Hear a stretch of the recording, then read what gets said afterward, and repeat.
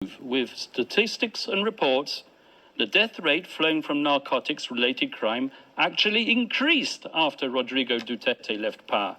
And where, I ask you, has the International Criminal Court been seen that Rodrigo did anything? The totally lawful Duterte campaign against illegal drugs and their suppliers took place when his administration was after the declaration of martial law. And it was on that significant day that Rodrigo Duterte was exposed to the tyranny of oppression and the abuse of power by the elite. And he took a decision. On that day, he chose to devote himself to a life of selfless public service.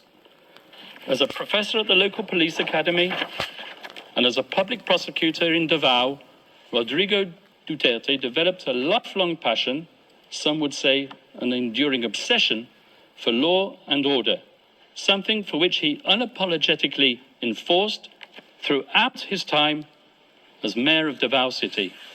Not, as the prosecution say, through sowing murder and mayhem, but through winning the love, respect, and admiration of his fellow citizens. The very same citizens who continued to re-elect him time after time, term after term, on no less than 7 occasions over more than 2 decades.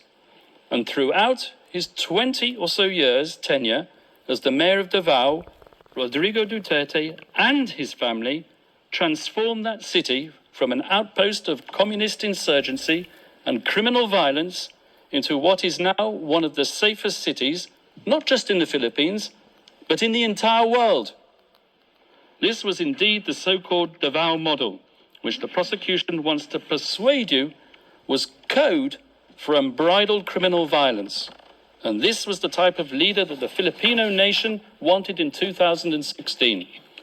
So, Rodrigo Duterte was elected into power, not in spite of, but specifically because of his firm and uncompromising commitment to upholding law and order. And after his election as president, Rodrigo Duterte remained a man of the people, without seeking to patronize the people. Gung-ho in his ways and with a belligerent tone, he spoke the tough tongue of the street, not the dissembling discourse of international diplomacy. He said what the people wanted to hear, but he said it in a way that offended sensibilities of world leaders unaccustomed to hearing it, one in particular, and that was what set him on the slippery slope to a prison cell in The Hague. And let me tell you how it works.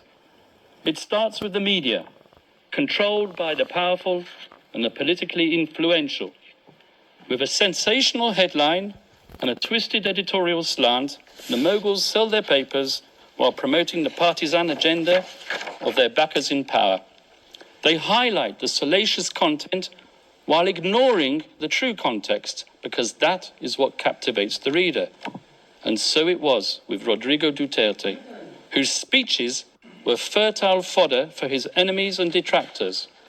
A man whose hyperbole, bluster and rhetoric, once published, became a natural target for privately funded NGOs and human rights activists, a loose collective more commonly known as civil society.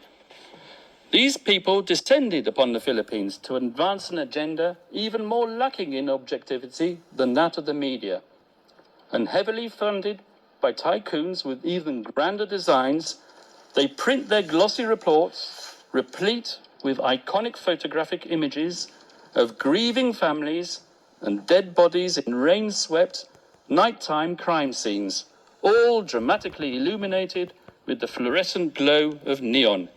Images carefully crafted to shock the conscience and to sway the emotions, and, I may say, to be used by the prosecutor when they don't even relate to the charges.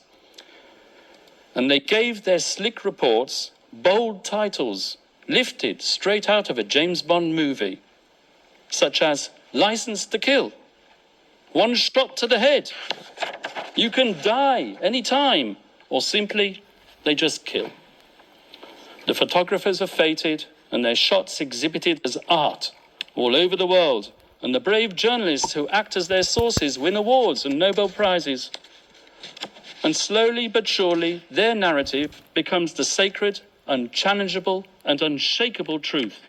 And so the pressure builds up, and the academics who haunt the corridors of the progressive left law faculties far away in the United States tweet their research and publish their articles pontificating about crimes against humanity, systematic attacks against the civilian population, and they point their finger at one man alone, and bandy about slogans such as accountability and the prevention of impunity. They give their gratuitous advice on what should be done, sometimes academics who formerly worked alongside the prosecutor of the International Criminal Court.